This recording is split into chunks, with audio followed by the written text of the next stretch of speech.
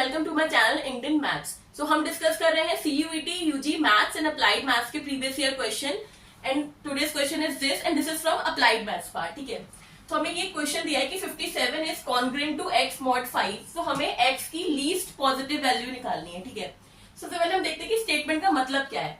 अगर कहीं पे लिखा है कि a is congruent to b mod n, तो इसका मतलब क्या होता है कि मेरा जो a माइनस b है this is divisible by n। ठीक है, तो सेम लॉजिक हम यहां लगाएंगे। अगर आपको ये स्टेटमेंट गिवन है तो उसका मतलब क्या हो जाएगा कि 57 माइनस एक्स इज डिविजिबल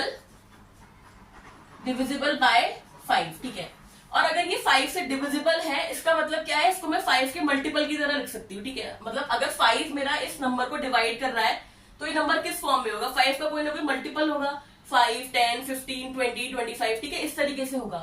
तो मैं इसको लिख सकती हूँ 57 minus x is equal to 5k। ठीक है, जहां पे k मेरा कोई भी एक पॉजिटिव इंटीजर होगा। ठीक है, तो मुझे x की वैल्यू निकालनी है। तो यहां से मेरा x कितना हो जाएगा 57 माइनस 5k।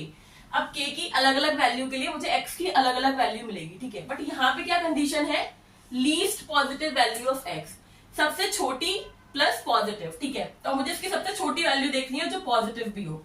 तो मुझे k की ऐसी वैल्यू चाहिए कि जो मेरा 5k है 57 से छोटा रहना चाहिए, क्योंकि अगर ये 5k 57 से बड़ा हो गया तो मुझे नेगेटिव वैल्यू मिलेगी। ठीक है, तो अगर आप k को 10 रखोगे तो यहाँ पे 50 आएगा। ठीक, अगर मैं k को 11 रखूंगी तो 55 आएगा। अगर आप k को 12 रखोगे तो ये 60 हो जाएगा, तो ये बड़ा हो जाएगा, तो आपको फिर नेगेटिव वैल्यू मिलने लगेगी। तो ऑप्टिमम क्या रहेगा, k इक्वल्स टू 11।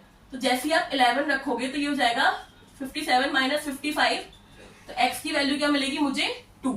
तो जो मेरी least positive value of x होगी वो क्या हो जाएगा मेरा 2।